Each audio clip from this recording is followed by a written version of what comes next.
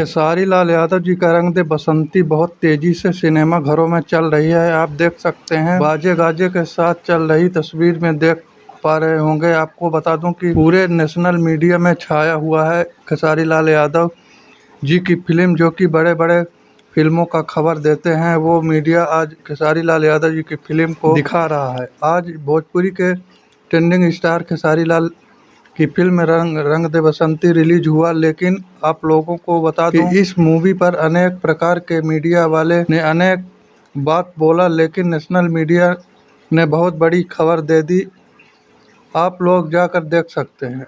Video पसंद आया होगा तो वीडियो को लाइक जरूर करना। धन्यवाद।